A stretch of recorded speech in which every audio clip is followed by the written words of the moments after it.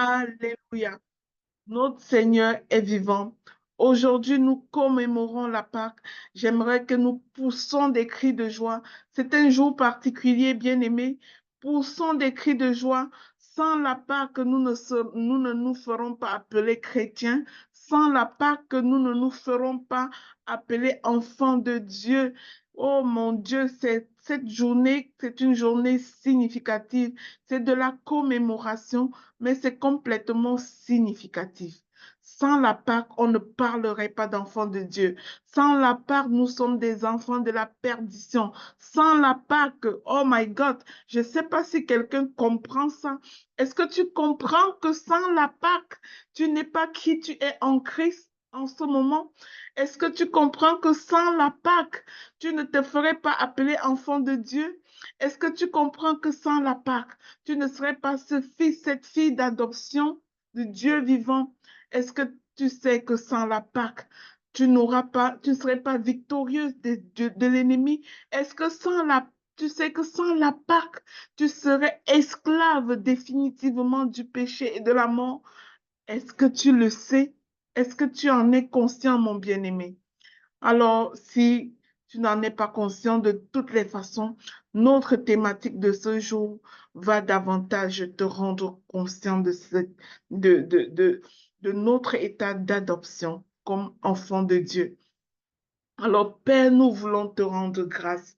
Nous voulons t'élever en ce jour, te célébrer, Yahweh, te dire merci. Merci pour ton immense amour. Merci, Seigneur, parce que tu nous as aimés plus que tout. Mon Dieu, mon roi, tu nous as aimés tellement que tu as donné ce qui était de plus cher à toi. Oh, qui est comme toi, Papa? Il n'y en a pas d'autre. Tu es le seul Dieu, le véritable, l'adorable Créateur que nous avons. Papa, nous voulons te dire merci ce matin. Toi qui n'as pas eu honte de nous dans notre état de pécheur, tu nous as quand même tendu la main. Tu as continué à nous aimer. Tu as disposé ton cœur pour nous, Seigneur.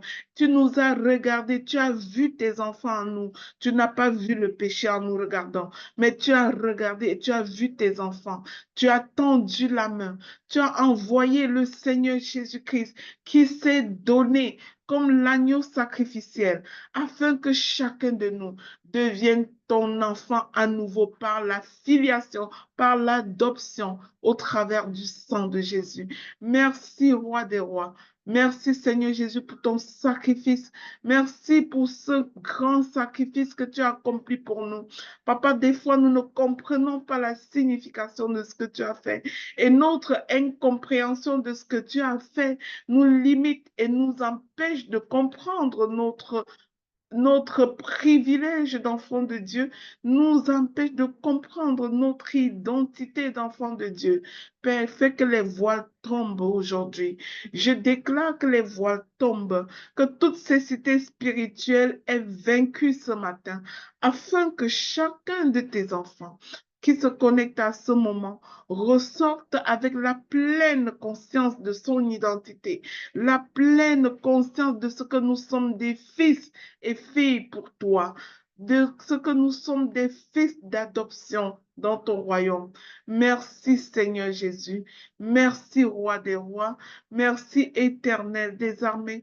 Oh Père, je prie maintenant que l'Esprit Saint vienne prendre toute la place. J'appelle l'Esprit de Dieu vivant, l'Esprit même qui a ressuscité Jésus d'entre les morts, l'Esprit qui a travaillé avec Catherine Kuhlman, l'Esprit qui utilise les serviteurs de Dieu pour travailler puissamment dans la vie de ses enfants. J'appelle le même Saint-Esprit. Alors Saint-Esprit, viens et prends toute la place. Saint-Esprit, viens et prends le contrôle ce matin, en cette matinée de Pâques. Viens prendre le contrôle pour faire tomber toutes ces cités spirituelles, pour faire tomber toute barrière qui empêche tes enfants d'accéder à la vérité de leur identité. Papa, nous savons que tout commence par l'identité. Tout commence par l'identité. Nous ne marcherons pas dans notre destinée si nous ne connaissons pas notre identité. Et Père, je déclare qu'aujourd'hui, chaque personne connectée à ce moment ressort avec les yeux ouverts. Oh, alors que nous célébrons la Pâque, je déclare que notre ciel est ouvert et que quelque chose de spécial se passera en ce lieu aujourd'hui parce que tu dois l'accomplir, Saint-Esprit. Tu es le même esprit qui a ressuscité Jésus d'entre les morts et ce même esprit opère ici en ce lieu, alors que nous ouvrons des bouches imparfaites, alors que j'ouvre cette bouche imparfaite pour parler de ta part, Saint-Esprit. Ne regarde pas mes manquements, mais Saint-Esprit, utilise ton outil à ta guise. Utilise ton outil comme tu veux. Je ne suis qu'un outil. Depuis que je vis, ce n'est plus moi qui vis, c'est le Christ le Seigneur qui vit en moi, pouvait le dire l'apôtre Paul, et nous le déclarons en sa suite. Depuis que je vis, ce n'est plus moi qui vis, c'est Christ le Seigneur qui vit en moi. Alors Christ par le Saint-Esprit, viens exercer ton mystère d'enseignement, viens exercer ton mystère de la parole, viens parler au cœur de tes enfants, viens disposer chaque cœur à recevoir ce que tu as pour nous aujourd'hui. C'est dans le puissant nom du Seigneur Jésus-Christ que j'ai prié et nous déclarons tous Amen. Amen et Amen.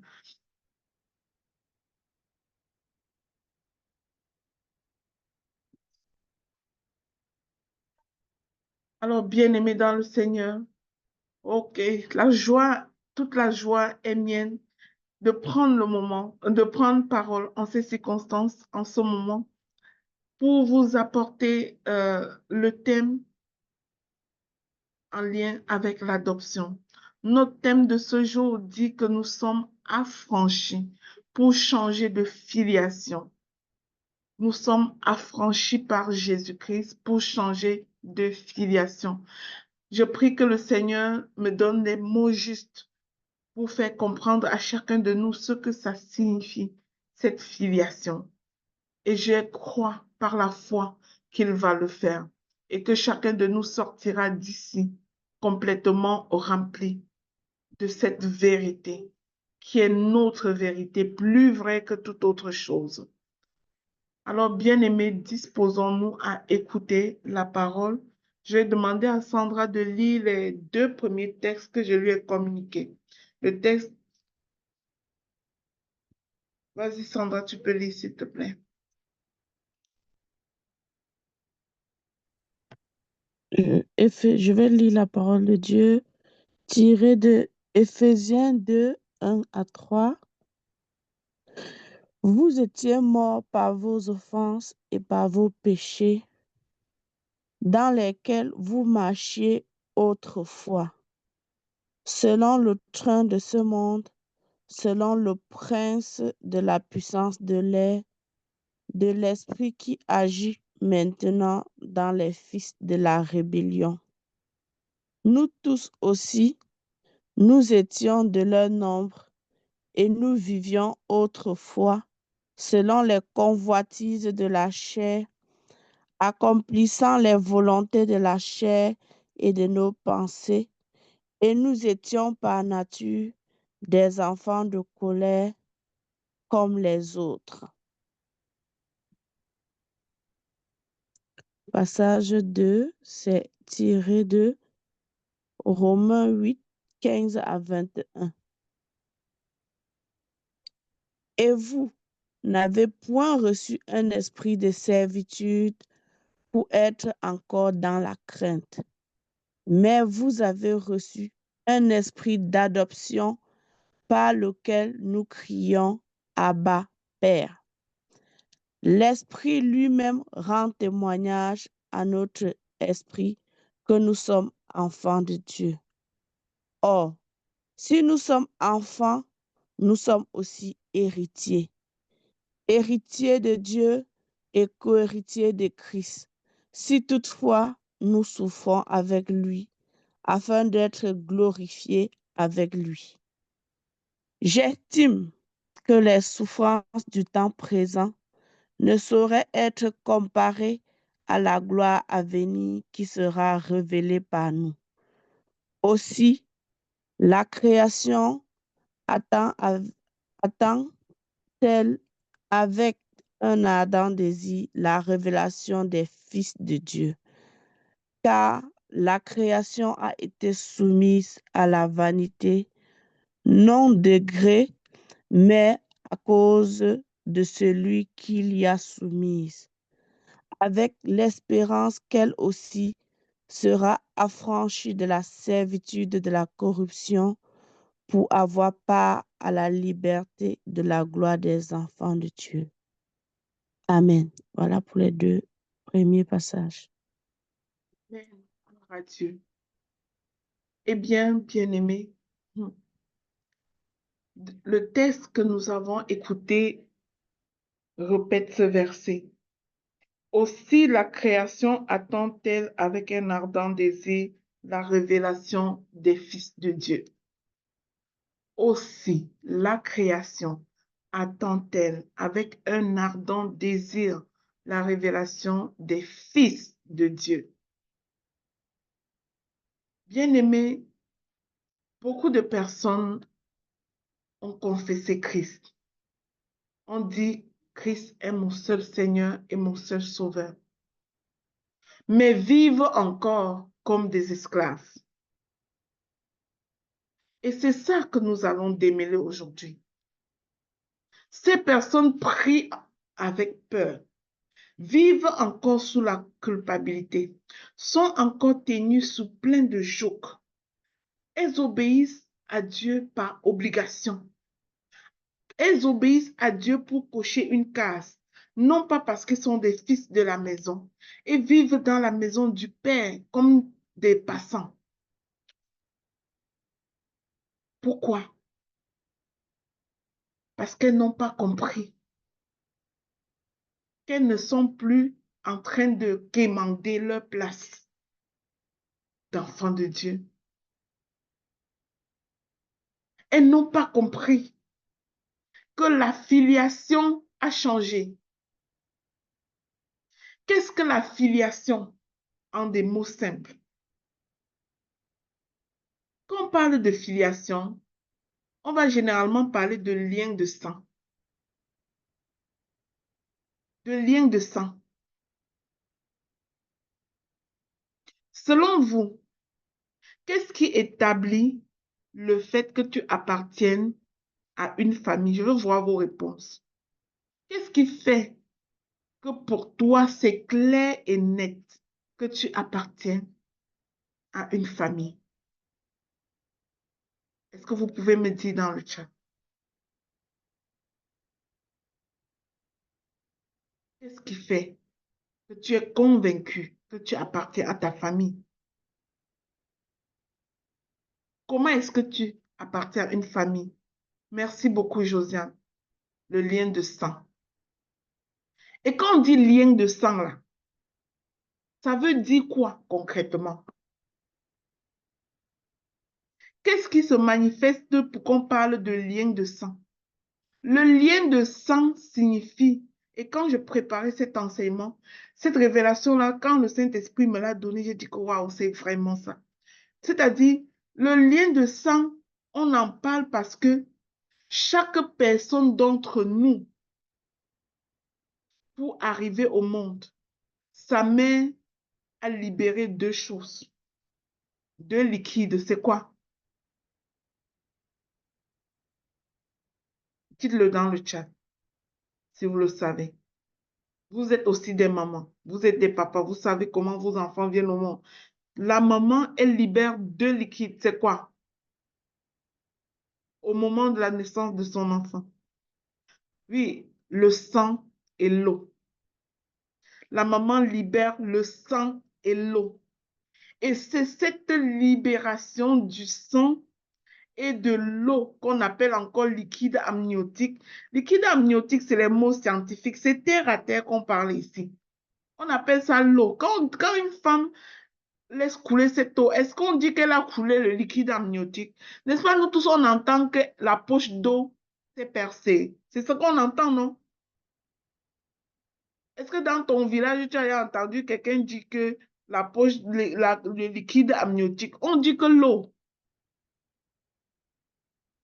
Donc, ce qui établit notre filiation, qui est un signe que nous appartenons à une famille, c'est qu'il y a quelque chose qui nous précède. C'est le sang et c'est l'eau qui précède notre arrivée dans cette famille.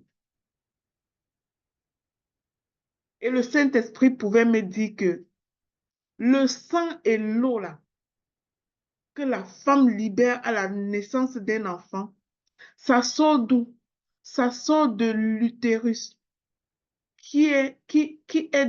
c'est-à-dire en regardant la structure de l'humain qui est corps, âme et esprit. La partie du corps de l'humain, la partie de l'humain qui est plus corps que âme, entre l'utérus et le cœur, c'est quoi? Ce qui est plus chair que âme, entre l'utérus et le cœur, c'est quoi? C'est l'utérus. Alors, voilà pourquoi le Saint-Esprit pourrait me révéler. Voilà pourquoi, puisque c'est l'utérus qui émet ce sang et cette eau, voilà pourquoi on dit que vous êtes né naturellement de la chair. Et maintenant, ce qui a précédé notre nouvelle naissance, ce que chacun de nous reconnaît, pour qu'on dise de lui qu'il est né de nouveau, c'est le même système d'eau et du sang. À quel moment est-ce que Jésus a libéré l'eau et le sang à la croix? La Bible dit lorsqu'il a été transpercé sous sa côte. Les côtes sont les organes qui protègent le cœur. Les côtes sont là pour protéger le cœur. Et le cœur est normalement le lieu où réside l'esprit. C'est-à-dire, l'esprit de l'homme est là. Il réside en ton cœur. Voilà pourquoi lorsque ton cœur est rempli d'amertume, rempli de manque de pardon, rempli de toutes sortes de déchets, l'Esprit de Dieu n'est pas avec toi. Parce qu'il ne peut pas cohabiter avec ces choses. Il doit être dans ton cœur. Alors Jésus a été transpercé au niveau du cœur. Et c'est là qu'a coulé le sang de la nouvelle alliance et l'eau. De la même manière que pour qu'on naisse naturellement, il a fallu que l'organe qui est la chair, l'utérus, la matrice humaine, coule du sang et de l'eau. De la même manière, pour notre nouvelle naissance, la matrice spirituelle, qui est le cœur de Dieu, a coulé le sang et l'eau. Et quiconque prend conscience de cette coulée de sang et d'eau et le confesse, et la confesse, est dit né de nouveau. Donc, nous avions une première filiation, qui est la filiation naturelle, où chacune de nos mamans a libéré l'eau et le sang pour précéder, pour établir cette première filiation. Et cette première filiation est une filiation de la chair, est une filiation esclave du péché. Et Jésus, pour nous libérer, a opéré spirituellement cette deuxième filiation, qui est une filiation d'adoption, spirituellement parlant, un échange divin. Il a été transpercé, il a libéré le même sang pour nous donner l'alliance de la vie en Jésus. Alors, bien-aimés, je vais évoluer.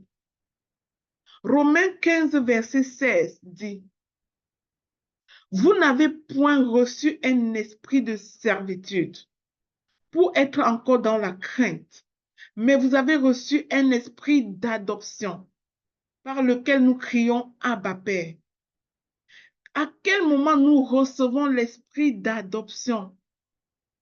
C'est-à-dire l'esprit d'adoption, le don de l'esprit d'adoption a été scellé depuis le moment où Jésus a libéré l'eau et le sang. La Bible dit que lorsqu'il a été transpercé, le voile a été déchiré, nous donnant accès au Père. Et c'est cet esprit d'adoption en nous qui nous donne la capacité de crier Abba Père, d'appeler Papa Céleste notre Père. Si tu n'es pas conscient qu'il est ton Père, je crois que tu ne l'appelleras pas Papa. Quand tu en viens à l'appeler Papa, j'espère que tu le dis parce que tu sais ce que ça veut dire un papa. Il est véritablement ton Père. Il est véritablement mon Père. Et l'Esprit de Dieu en nous nous rend témoignage à notre propre esprit que nous sommes ses enfants. Bien-aimé, je veux que tu comprennes parfaitement ceci. Qu'avant, tu avais une filiation d'esclavage, descendant d'Adam, lié au péché. Vous savez, le premier jour, j'ai pris le temps de même schématiser pour vous montrer comment, dès que Adam a péché, il y a eu une sorte de déportation spirituelle. Adam a été déporté de la lignée de Dieu pour être transporté dans la lignée de l'ennemi. C'est comme si l'ennemi, par le péché, a acheté, a acquis Adam. Et Adam est devenu, a eu cette filiation avec l'ennemi. Et nous tous, nous sommes nés de cette filiation par la chair. Voilà pourquoi en Éphésiens 2, versets 1 à 3, nous pouvions comprendre que nous étions morts par nos offenses et par nos péchés. Même si c'était le péché d'Adam, nous étions tous en Adam. Et ça, je vous l'ai démontré la première journée en vous montrant quelque chose dans votre propre famille, c'est que, oui, si vous êtes consciente que vous êtes né de votre mère, ce n'est pas au moment de votre naissance que vous avez été inventé dans le ventre de votre mère. Votre mère vous transportait déjà. L'ovule qui vous a fait, la maman transportait déjà. Vous étiez déjà là, sous forme d'ovule. Vous étiez déjà en votre père, sous forme de cette gamète qu'il portait. Nous comprenons donc que si tu étais déjà en ta mère, ça veut dire que tu étais aussi déjà en ta grand-mère, parce que ta mère était en ta grand-mère, ainsi de suite, jusqu'à l'origine, jusqu'au premier Adam, qui est Adam.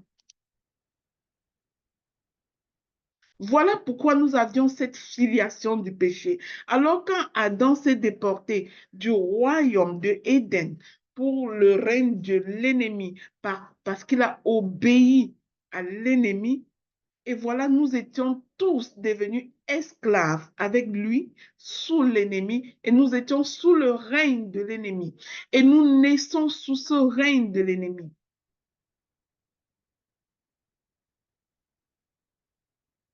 Mais Dieu qui ne nous a pas délaissés, mais Dieu qui nous a tant aimés, a opéré ce qu'il est lui seul est capable de faire. Il nous a envoyés en opération sauvetage. Il nous a envoyés en opération sauvetage le Seigneur Jésus-Christ, qui a accompli ce que nous avons commémoré le vendredi passé, l'œuvre de la croix. Et que ce jour, lorsque nous commémorons la Pâque, il a vaincu le péché. Il a vaincu la mort, nous donnant l'opportunité par le sang et l'eau qui a coulé de son cœur, le centre de son esprit, depuis vendredi. Il a ouvert la porte afin qu'à nouveau nous entrons sous le règne de Dieu, afin qu'à nouveau nous rentrons dans Éden.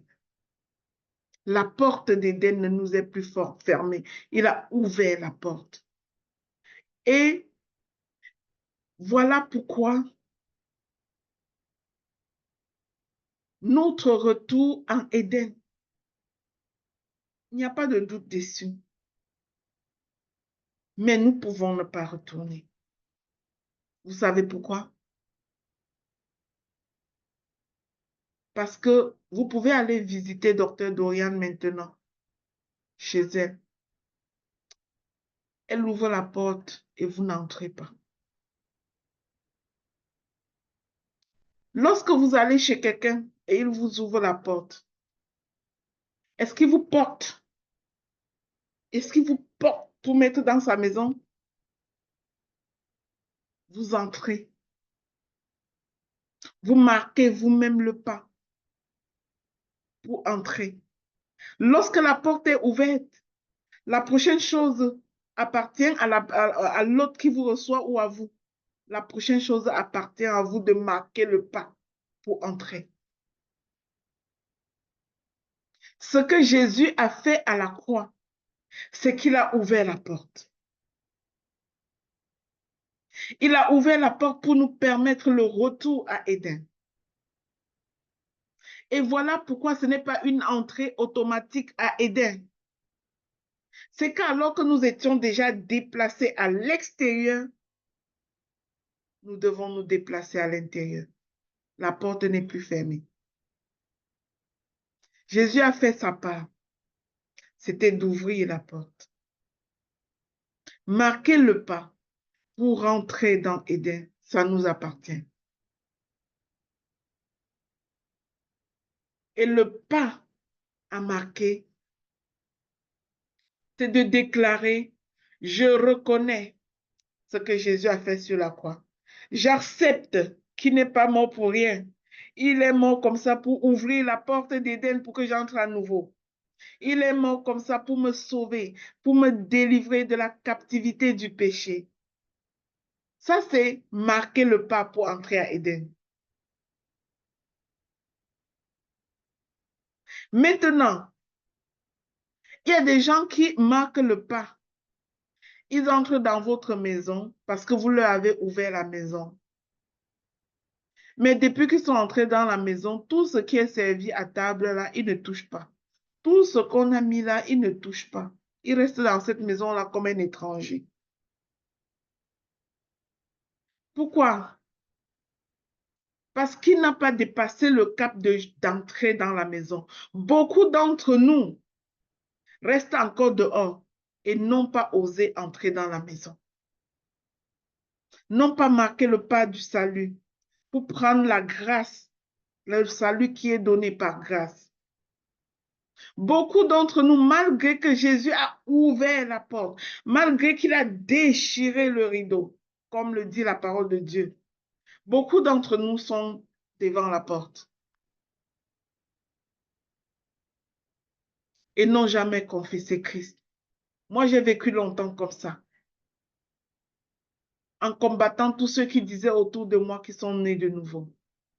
Je croyais qu'ils étaient bêtes de dire des affaires de même. Bien-aimé, voilà pourquoi la plus belle aide que tu peux donner à quelqu'un de ta famille, c'est de l'amener à confesser que Christ est le seul Seigneur, le seul Sauveur, en lui expliquant pour qu'il comprenne ce que ça signifie.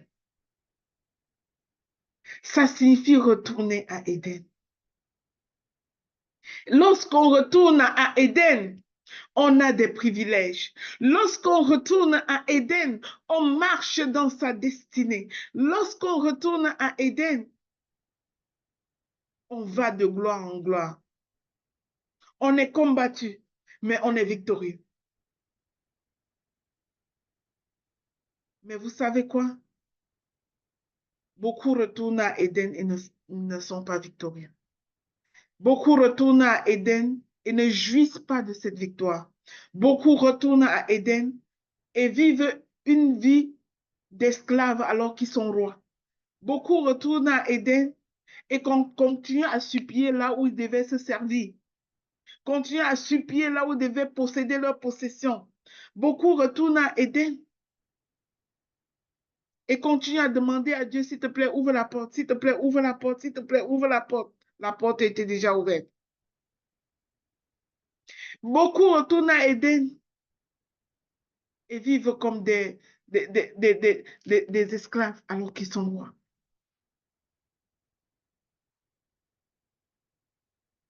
Le parallèle, c'est quoi? C'est que si tu as visité Docteur Dorian ce matin, quand tu tords la porte d'une personne et que peut-être la vitre sur la fenêtre est vitrée, la personne peut déjà de l'intérieur savoir qui arrive. Mais ça veut dire si la personne ne veut pas t'accueillir, elle peut même ne pas t'ouvrir sa porte. Et dès que la porte est ouverte, ça veut dire que ça t'appartient d'entrer. Alors, bien aimé, beaucoup d'enfants de Dieu n'ont pas pris la porte que Jésus a ouverte, laissant ainsi tomber leur privilège de l'adoption.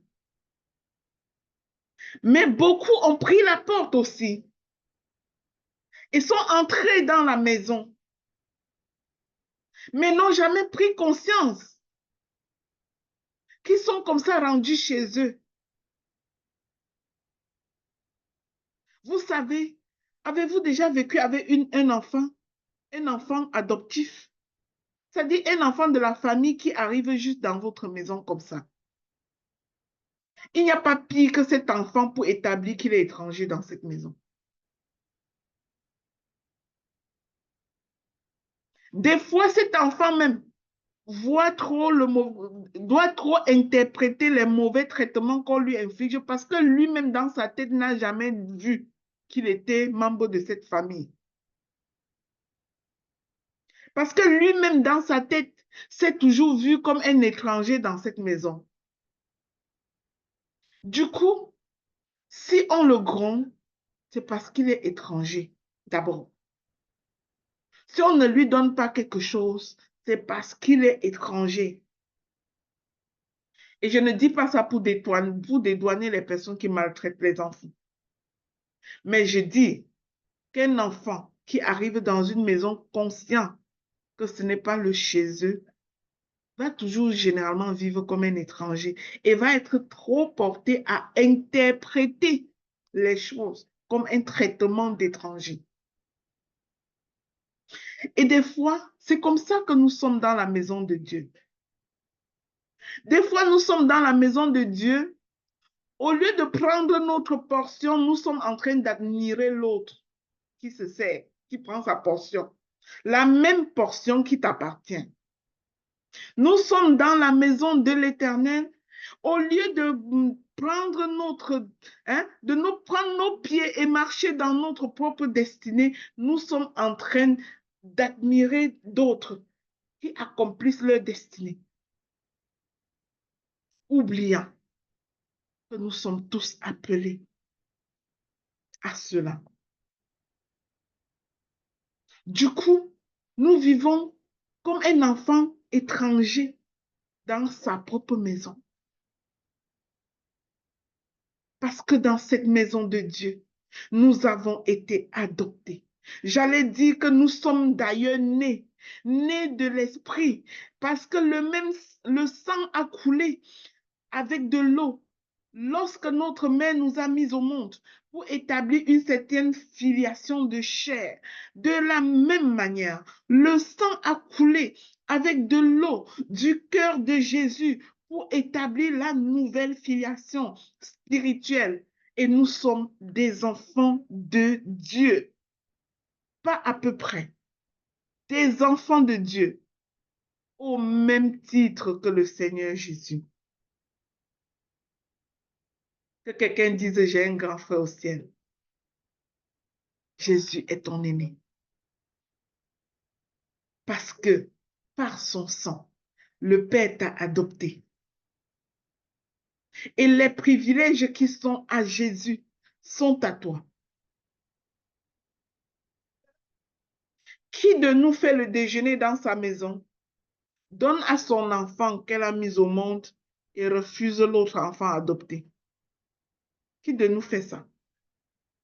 Si tu fais ça, réponds-toi. Est-ce qu'il y a une différence de traitement chez un parent normal? Est-ce qu'il y a une différence de traitement entre l'enfant que tu as mis au monde et l'enfant que tu as adopté dans ta maison? Un parent normal, est-ce qu'il y a une différence de traitement? Je crois que non. Je crois que non.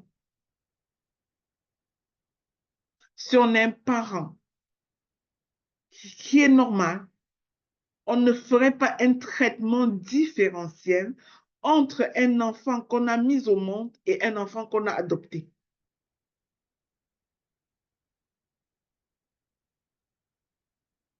Notre Dieu est amour.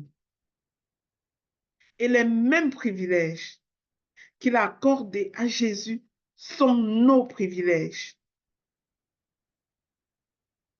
C'est pour ça que sa parole dit qu'alors que Christ est ressuscité, il est ressuscité avec nous. De la même manière qu'alors qu'Adam avait péché, il a péché avec nous. Par la nouvelle filiation, Christ est ressuscité avec nous. Et je veux que quelqu'un voie ce mystère. Nous avons pris le péché d'Adam une fois qu'Adam était déjà né. Vrai ou faux? Parce qu'il a péché quand il était déjà né. Le sang et l'eau avaient déjà coulé. Mais nous avons pris le même privilège de résurrection avec Jésus-Christ, établi avec lui à la droite du Père, dans les lieux célestes. La Bible dit, nous sommes assis avec lui dans les lieux célestes. Et nous sommes comblés de toutes sortes de bénédictions dans les lieux célestes.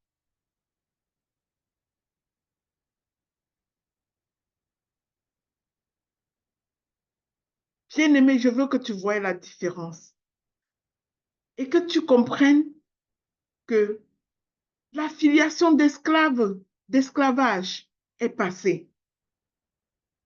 Jésus a dit, en vérité, je vous le dis, quiconque se livre au péché est esclave du péché. Donc aujourd'hui, tu as le choix, bien-aimé, le choix de prendre cette délivrance que Jésus t'a offerte. Le choix d'entrer dans la porte que Jésus a ouverte.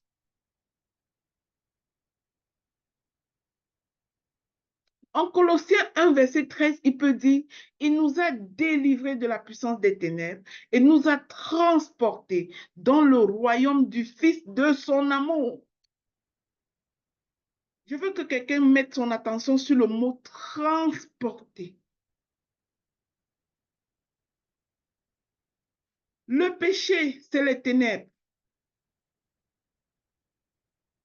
Mais alors que tu étais dans le royaume du péché, Christ t'a transporté. Regarde, c'est-à-dire, cette chose est ici et je transporte pour le mettre ailleurs. Ça veut dire, il n'est plus ici, il est ailleurs. Christ t'a transporté. Oui, tu grandis toujours dans cette famille de filiation naturelle, mais tu as une famille spirituelle. Tu as été détaché de tout l'héritage de péché de cette famille naturelle et attaché nouvellement à une famille spirituelle. Et alors que tu appartiens maintenant à la lignée du Christ par son sang, il est important d'en prendre conscience. Parce que tu ne peux pas posséder ce que tu ne connais pas. Vous savez, bien aimé, il y a quelques années, je travaillais à l'intégration des personnes immigrantes au Canada. Et lorsque tu fais le travail à l'intégration des personnes immigrantes, tu réalises des fois que la personne immigrante qui arrive d'un nouveau pays, ça ressemble un peu le retour à Éden. Non, c'est-à-dire on lui a ouvert la porte d'un pays, cette personne est entrée. Sauf que des fois, beaucoup de personnes entrent et ne prennent pas la peine de savoir quels sont leurs droits. À quoi est-ce qu'ils ont droit? Et dans ce métier-là, je pouvais me rendre compte que il y a des parents qui sont arrivés ici au Canada, ont vécu peut-être 2 années au Canada sans faire la demande de prestations familiales pour enfants. Pourquoi? Parce que ils ont droit à ça, mais ils ne sont pas conscients de leurs droits. Du coup, quand ils ne font pas la demande, ce qui se passe, c'est qu'on ne vient pas leur dire, on te donne parce que tu as droit. Quand tu ne fais pas la demande, on ne te donne pas. Et pour faire la demande, on s'entend qu'il faut que tu sois consciente que tu as droit. Mais j'ai vu des gens vivre dans ce pays 2 années sans faire cette demande-là, jusqu'à ce qu'on lui dise, mais je ne savais pas. Je prends cet exemple pour dire quoi? Qu'alors que Jésus nous a ouvert la porte d'Éden et que nous sommes entrés, c'est-à-dire nous avons même fait notre prière du salut qui signifie rentrer par cette porte. Des fois, nous vivons dans cette maison-là sans avoir aucun privilège. Parce que nous ne nous sommes pas servis comme un enfant de la maison. Parce que nous n'avons pas demandé ce qui est à nous, ce dont nous avons droit. Parce que là où nous sommes censés demander ce dont nous avons droit, réclamer ce dont nous avons droit, là où nous sommes censés faire ça, nous sommes encore en train de supplier comme un étranger. Et Dieu n'écoute pas ce langage.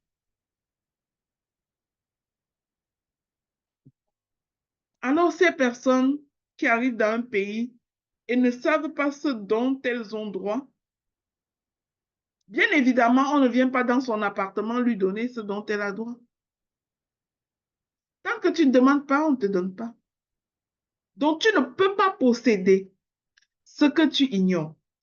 Et tu ne peux pas posséder ce que tu sais et que tu ne demandes pas.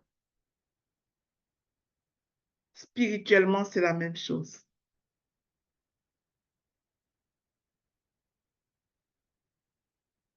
Dieu est juste.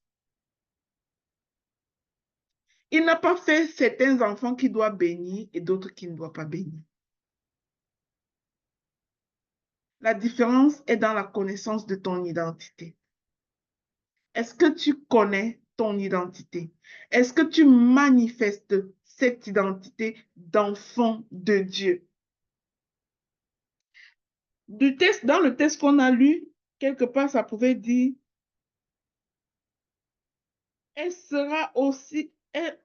qu'elle aussi sera affranchie de la servitude de la corruption pour avoir part à la liberté de la gloire des enfants de Dieu. Dont les enfants de Dieu sont appelés à vivre une certaine gloire. Bien-aimé, est-ce que tu vis cette gloire? Si tu ne le vis pas, ce n'est pas parce que tu n'en as pas droit. C'est peut-être parce que tu ne connais pas tes droits. C'est peut-être parce que tu connais tes droits et tu ne demandes pas. Et tu ne les exerces pas. C'est le meilleur mot. Et tu n'exerces pas tes droits. Vous savez, l'autre jour, je prenais un exemple. On peut faire de toi le chef de la police de ta ville. Et puis, tu n'arrêtes jamais aucun bandit parce que tu ne savais pas que tu as le droit d'arrêter. Tu vois les chauffeurs verrés passer devant toi à faire n'importe quoi, tu ne siffles pas. Parce que tu ne savais même pas que tu as le sifflet. Tu ne savais même pas que tu as porté la tenue de la police et que tu as le droit de lui dire stop et stop. Voilà pourquoi des fois nous sommes accablés par des choses. Au lieu de dire, je prends l'autorité qui m'a été conférée pour te dire à toi, stop. Qu'est-ce qu'on fait? Nous commençons à faire comme des enfants c'est-à-dire des passants dans une maison qui commandent pour dire, s'il te plaît, est-ce que vous pouvez me permettre de boire un verre d'eau? S'il te plaît, Seigneur, est-ce que tu peux me permettre de faire comme ça? Quand le Seigneur dit, je t'ai déjà donné, tout est accompli, prends ce qui est à toi.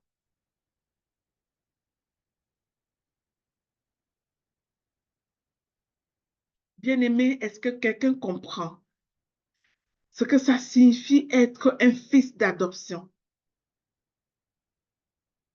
Avant Christ, tu étais sous une autre autorité, l'autorité du péché, séparé de Dieu, sous la peur et la condamnation. Ce n'était pas seulement un problème de comportement, c'était un problème de filiation. Tu étais esclave du péché, pas parce que tu as volé, pas parce que tu as triché, tout simplement parce que tu es né de cette filiation naturelle qui porte déjà la graine du péché. Le jour de ta naissance, tu es déjà dans cette filiation du péché bien-aimé. C'est-à-dire avant tout mensonge, avant toute fornication, avant toute chose, c'est déjà une filiation. Voilà pourquoi les gens vivent sous des réclamations familiales. C'est-à-dire ce qu'on a fait dans ta famille il y a des années, tu subis encore. Tant que tu n'as pas pris conscience de ton affranchissement par l'œuvre de la croix. Tant que tu ne sais pas que tu es affranchi, qu'est-ce qui se passe? Tu continues à vivre comme un esclave. Imaginez quelqu'un, un esclave. Vous avez lu les livres comme moi sur l'esclavage. Lorsqu'un maître acquérait des esclaves, les esclaves étaient dans le domaine du maître et devaient servir ce maître. Et n'avaient pas le droit de quitter. Étaient souvent liés par des chaînes aussi. Mais imagine-toi un esclave qu'on a coupé tous les chaînes sur lui, mais qui n'est pas conscient que ça signifie liberté, qui peut partir. Il va continuer à rester là. Il y a des chaînes comme ça qui nous lient comme enfants de Dieu. Un jour, j'ai entendu une histoire. Je crois que c'était juste un adage pour représenter quelque chose. Une histoire de l'œuf d'aigle. L'histoire raconte que un aigle avait pondu des œufs. Puis, malheureusement, une poule qui avait pondu des œufs à côté a confondu et a poussé un œuf d'aigle mélangé avec ses œufs et a couvert. La poule a couvert ses œufs. Tous les œufs ont éclos, y compris l'œuf d'aigle. Et l'aigle marchait dans la basse-cour avec les poussins.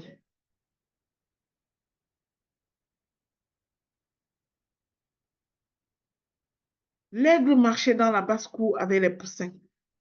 Zéro conscience qu'il a le pouvoir de lever ses ailes, de se déployer et d'aller très haut. Cet aigle-là a passé tout son temps à marcher dans la basse-cour avec les poussins. Parce qu'il est resté avec une mentalité de poussin. Et a passé son temps dans la basse-cour. Et l'anecdote raconte que un jour, il a vu un aigle se déployer dans le ciel. L'aigle l'a observé, l'a vu, et lui a dit, qu'est-ce que tu fais au milieu des poules? Il a dit que, mais je suis une poule. Qu'est-ce que tu fais au milieu des poussins? Il a dit, mais je suis un poussin. Il dit, non, tu n'es pas un poussin. Non, moi, je suis un poussin. Il a dit, non, tu es un aigle. Déploie tes ailes comme ça. Vas-y et tu vois ce qui va se passer. Quand l'aigle a compris et a accepté de déployer ses ailes, quelqu'un ne devait pas déployer à sa place, de déployer ses ailes. Cet aigle a pris l'envol. Fin de l'anecdote. Quelle est la morale qui ressort de cette histoire? C'est que ce que Jésus nous a donné comme privilège, il a fait de nous des aigles. Mais beaucoup sont encore dans la cour comme des poussins et croient dans leur tête qu'ils sont des poussins. Ça ne change rien sur l'aigle qu'ils sont. Sauf qu'ils ne bénéficient pas des privilèges de l'aigle. Ils ne montent pas haut. Parce que quoi qu'ils soient aigles, ils ont une fausse mentalité qui sont des poussins.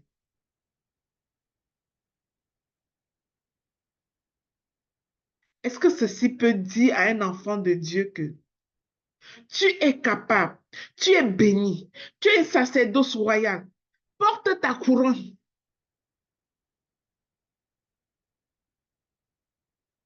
Fille, fils d'adoption de Dieu, porte ta couronne.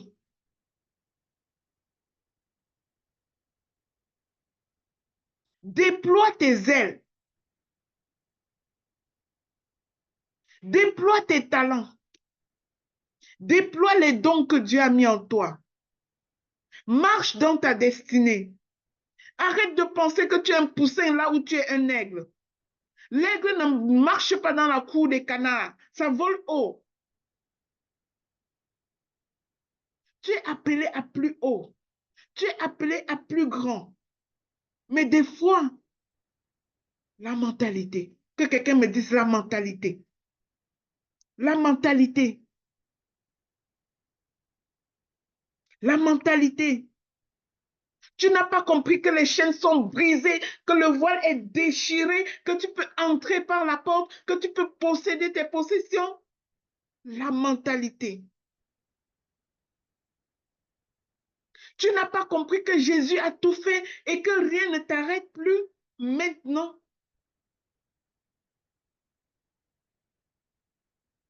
Fils d'adoption.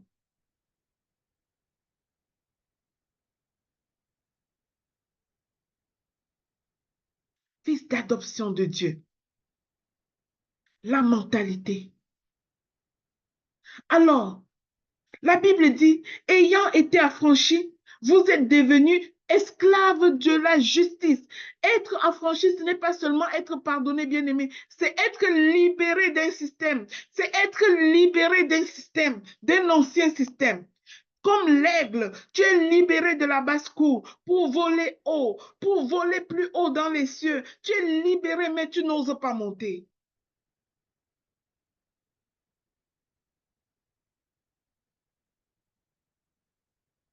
Si quelqu'un est en crise, il est une nouvelle créature. Les choses anciennes sont passées. L'ancien système est passé. Le système où on marchait bas, où on pleurait sur son sort, où on disait qu'on ne vaut rien, tout ça est passé. Voici, toutes choses sont devenues nouvelles. Tu n'as pas été amélioré, bien-aimé. Tu es transformé.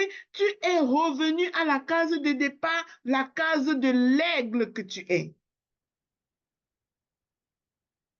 On n'a pas, on n'a pas changé le petit poussin en aigle. On a rappelé à l'aigle qu'il est aigle.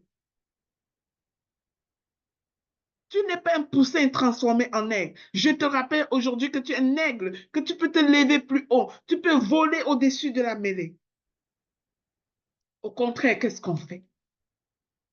Parce qu'on ignore notre filiation, On passe le temps à pleurer notre sang, à laisser l'ennemi jouer dans notre vie. S'il te plaît, prends conscience de ton identité. Le diable rôde, c'est vrai. Quand il arrivera dans ta cour et dira non, non, non, non, non, non, non, j'entre partout, mais je n'entre pas chez Docteur Dorian. La fille là est en feu. Elle brûle. Je ne peux pas y entrer. Je vais aller ailleurs. Je n'irai pas chez elle. Je n'irai pas chez Docteur Christine parce qu'elle est en feu. Elle est un aigle. Ses ailes au déploiement vont me renvoyer en enfer. Que le diable dise cela de toi. Il rôde, mais il va à certains endroits, il ne va pas à d'autres.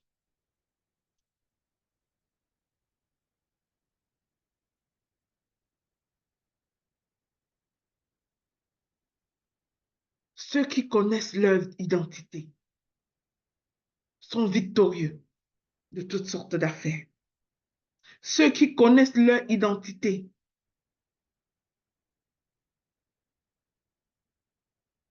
On dira que dans ta famille, on avait dit que, tu diras, oui, on l'avait dit là-bas, mais cette chose-là ne viendra pas à moi parce que cette famille-là, pour moi, n'était que le chemin, la nouvelle filiation. Je suis consciente, je suis née de nouveau, le sang a coulé, l'eau a coulé, j'ai une nouvelle naissance, j'appartiens à Jésus, ça ne m'arrivera pas. Ce qui est arrivé à mon père n'arrivera pas jusqu'à moi parce que je sais à qui j'appartiens aujourd'hui. Je suis un aigle. Je ne suis plus un poussin. Le poussin n'a fait que me couver. La poule n'a fait que me couver. Ma mère n'a fait que me mettre au monde. Mais j'appartiens en vérité à Jésus. Je ne suis pas un poussin. C'est pas parce que la poule m'a couvé que je suis un poussin. La poule m'a couvé, mais je demeure un aigle.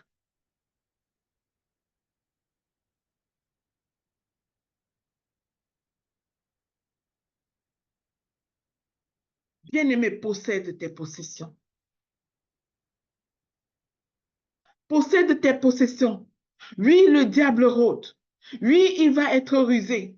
Mais n'accepte pas qu'il te gagne. N'accepte pas qu'il te gagne. Dis-lui que je suis un enfant du Dieu vivant. Bien-aimé, tu as un père. Je suis venu te dire ce matin que tu as un père.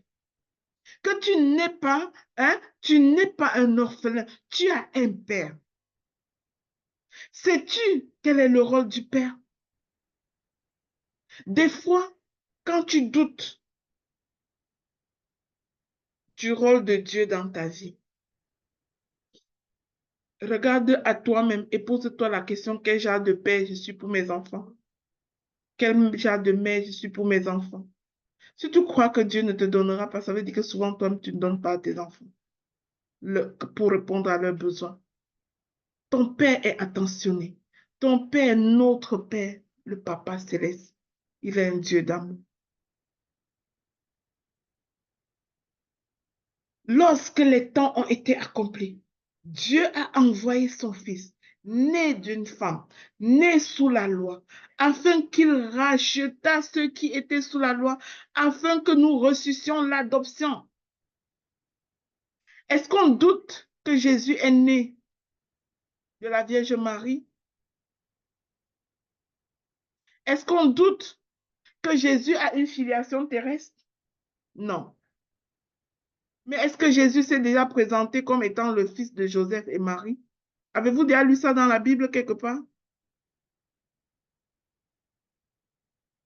Je veux affranchir quelqu'un qui est en train de dire dans sa propre tête, comment tu vas, je vais dire que je ne suis pas le fils de ma mère, le fils de mon père. Dis-moi, en lisant ta Bible, as-tu déjà vu quelque part Jésus dit, moi je suis le fils de Joseph et de Marie. As-tu déjà vu ça?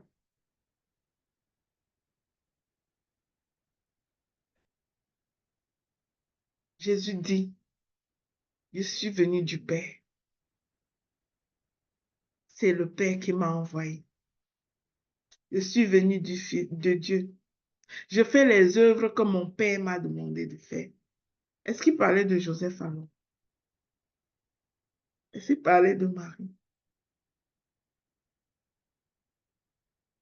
Même Marie ne lui disait pas de faire les choses. Il faisait ce que son père lui disait de faire. Dieu. Des fois, nous ne marchons pas dans notre destinée parce que les voix que nous écoutons ne sont que les voix de la maison de notre père et de notre mère. Chez nous, on fait comme ça. Chez nous, on fait comme ça. Chez nous, on ne fait que comme ça. Pendant que chez nous, on fait ça et on dit ça. Qu'est-ce que Dieu te dit, enfant de Dieu? Qu'est-ce que Dieu te dit, enfant de Dieu?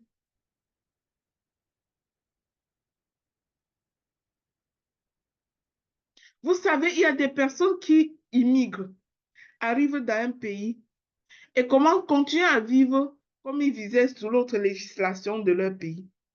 Ils oublient qu'ils ont changé de pays et de législature et que les lois qui s'imposent à eux ne sont plus les lois de leur pays d'origine. Ça, c'est ce qui se passe. Il y a d'autres qui sont retournés à Éden et qui ne font qu'obéir à la voix de la maison de son père, à la voix de la maison de sa mère. Dieu ne reconnaît pas la voix là. Il reconnaît sa voix parce qu'il veille sur sa parole pour l'accomplir. Sa parole est vérité et il n'y en a pas d'autre.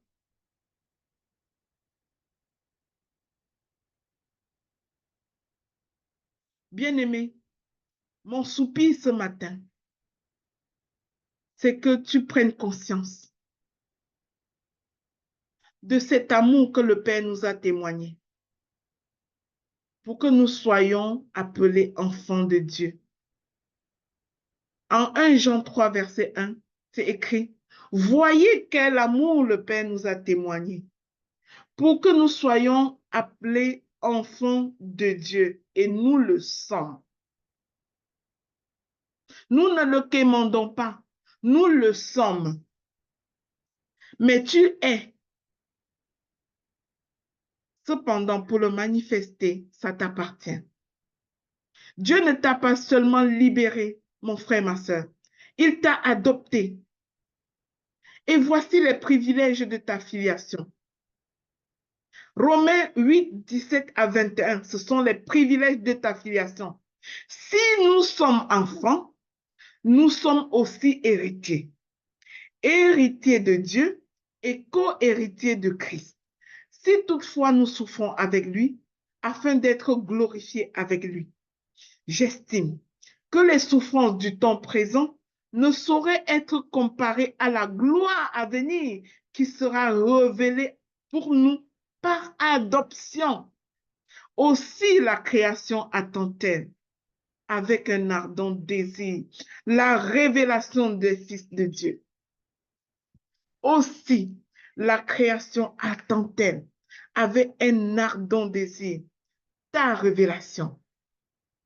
Bien-aimé, depuis que le poussin t'a couvé, tu as éclos et que tu es différent. Tu es dans un monde, mais tu n'es pas du monde. Tu es dans la basse-cour, mais tu n'es pas de la basse-cour parce que tu es un aigle. Les cieux élevés attendent la révélation, attendent le déploiement de tes ailes pour être l'aigle que tu es censé être. Tu fais quoi dans la basse-cour? Déploie tes ailes.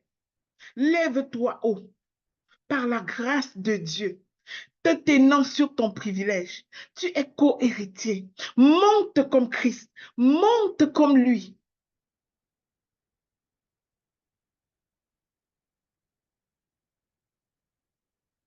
Que Dieu te bénisse en ce jour de Pâques.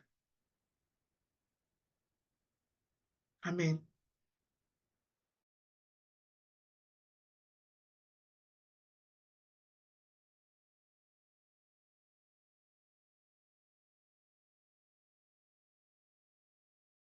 Amen, amen, amen. Sois puissamment bénie, Maman Lina, pour ce puissant message. Seigneur, nous te bénissons en ce jour. Nous venons proclamer ta puissance à travers ton Fils Jésus-Christ dans nos vies, afin que nous reconnaissons cette puissance-là dans tous les domaines de nos vies. Alors, Père, nous te remercions et nous te bénissons. Alors, nous allons louer, chanter la victoire de Jésus dans la tombe aujourd'hui, afin que toi et moi, nous ayons la vie en abondance. Amen. Jésus, tu es puissant, le vainqueur de la tombe. Tu déplaces les montagnes.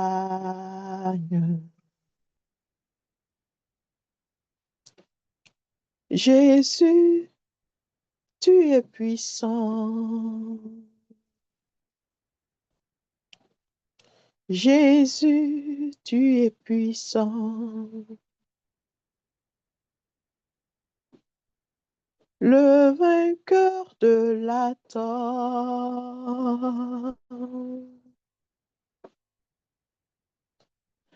Tu déplaces les montagnes.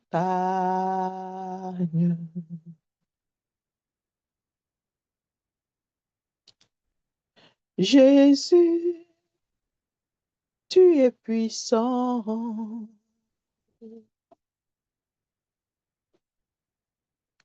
Nous triomphons dans le nom de Jésus. Nous avons la victoire dans le nom de Jésus. Le Christ sur le trône, nous le déclarons. Jésus, tu es puissant.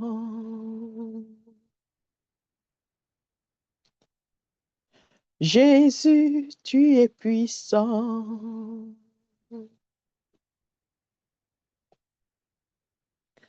Le vainqueur de la tombe. Tu déplaces les montagnes.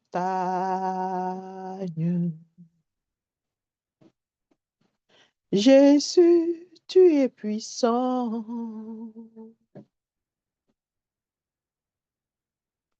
Nous triomphons dans le nom de Jésus. Nous avons la victoire dans le nom de Jésus.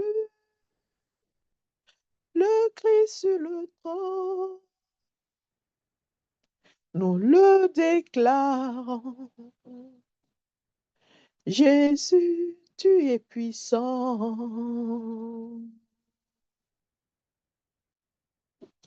Jésus, tu es puissant, omnipotent, tu es présent, tu déplaces les montagnes. Jésus, tu es puissant. Jésus, tu es puissant, omnipotent, tu es présent, tu guéris les malades. Jésus, tu es puissant. Jésus,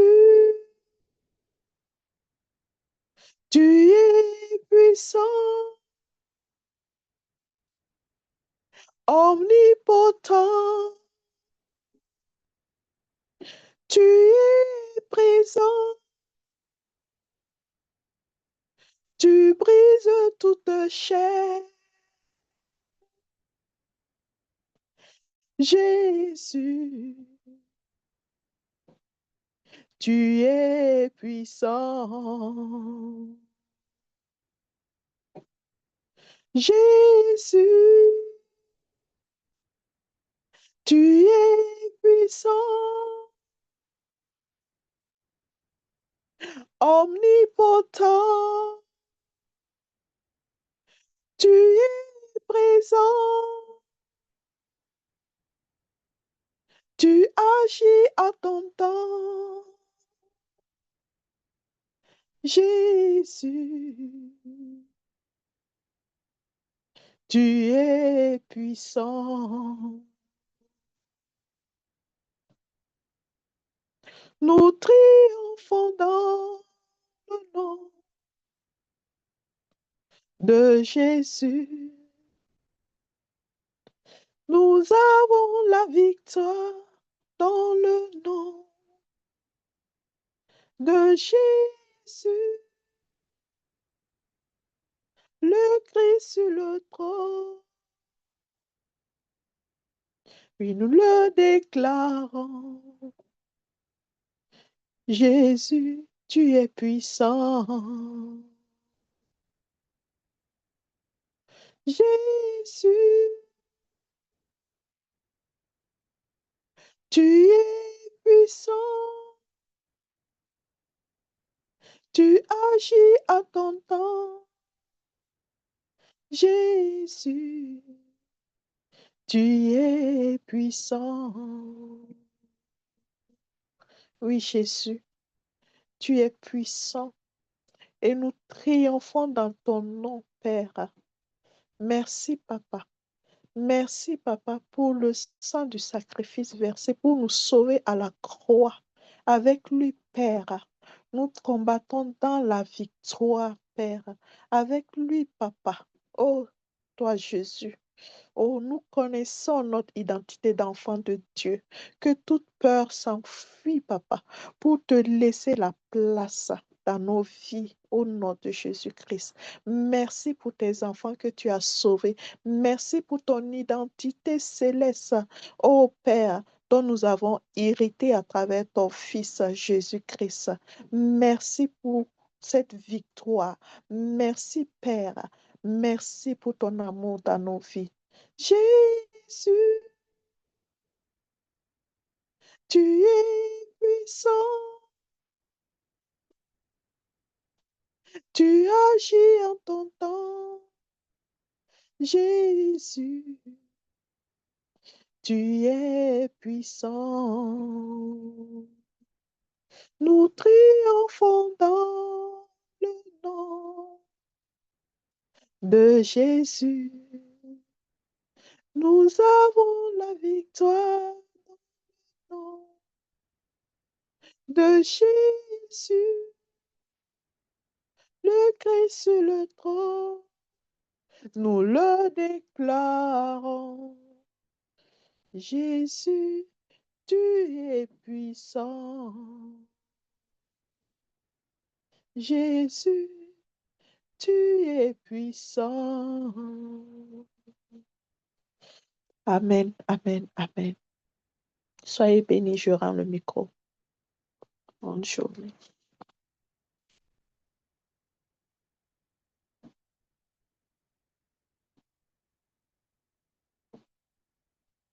Amen, Maman Lina, je rends le micro. Sois bénie. Amen. Est-ce que Docteur Doyan est là?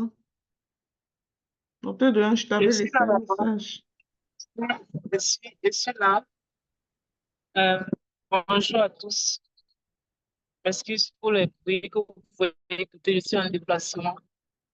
Merci, Maman Lina, pour cet enseignement qui nous rappelle encore que nous sommes des fils, nous sommes des héritiers, nous n'allons pas marcher comme des esclaves. Que le Seigneur te bénisse abondamment. Je souhaite une très bonne fête de Pâques à tous. Une journée de célébration, une journée de joie, une journée de célébration, en fait. Vraiment être dans la célébration, être dans la joie, une belle façon une belle façon de célébrer la résurrection, ce beau cadeau que le Seigneur Dieu nous a donné. Alors, comme information, aujourd'hui, nous poursuivons la collecte. Nous sommes le 5. Vous savez que nous communiquons du 1er au 5. Et le 6, finalement, c'est la prière pour les offrandes en faveur des orphelins dont nous avons la charge. Donc, je rends grâce à Dieu pour toutes les personnes qui se sont déjà levées jusqu'ici et aussi pour les personnes qui sont en chemin. Que le Seigneur vous bénisse abondamment. Et la deuxième chose, c'est de continuer à nous rappeler notre sommet, continuer à nous rappeler notre sommet du 25 juillet. Vraiment, réservons déjà nos places. N'attendons pas la dernière minute parce qu'à la dernière minute, vous risquez d'être surpris par rapport aux places. Donc, prenez déjà vos places maintenant.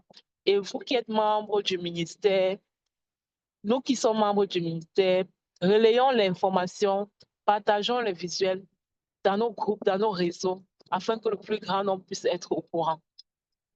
Et je vais terminer par l'émission Le Peur matinal. N'hésitez pas à télécharger l'application, à l'écouter chaque matin ou à suivre directement sur YouTube selon le lieu où vous vous sentez le plus à l'aise. Que le Seigneur... Est-ce qu'il y a quelqu'un qui voudrait prendre la parole? Un témoignage, un commentaire, une question? Sinon, on va se séparer. Avant tout, docteur Dorian, j'aimerais d'abord dire merci à tous les membres du réseau Personne Chance dans les différents pays suivant le Cameroun, la Côte d'Ivoire, le Congo, le Togo. Pour ceux qui sont dans le groupe du réseau, vous avez pu voir leur déploiement dans les dernières semaines. Je rends grâce à Dieu pour tout ce que vous faites sur le terrain avec les enfants. Je bénis l'Éternel. J'ai tellement aimé voir les activités qui se sont déroulées au bureau hier. Félicitations, Maman Davila, pour l'organisation. Félicitations à toute ton équipe au Cameroun. Oui, c'est à ça que nous sommes appelés, à contribuer à l'éducation de ces enfants. Bravo à toi, Alvin Muriel, du côté du Congo. Oui, tu commences à développer une équipe. Vous commencez à être vraiment autonome de ce côté-là.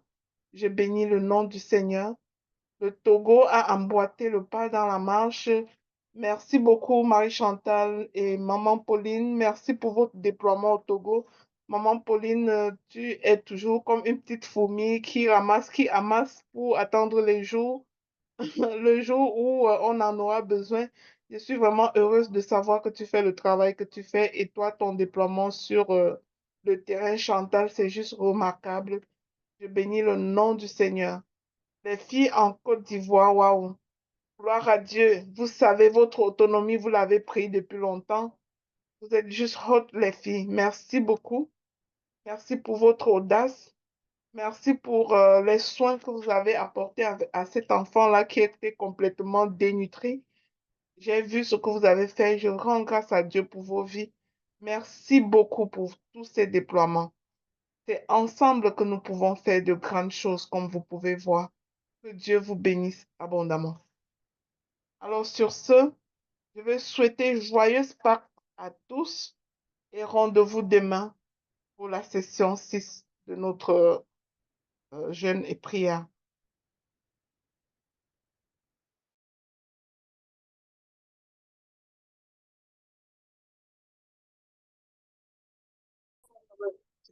Pas de problème.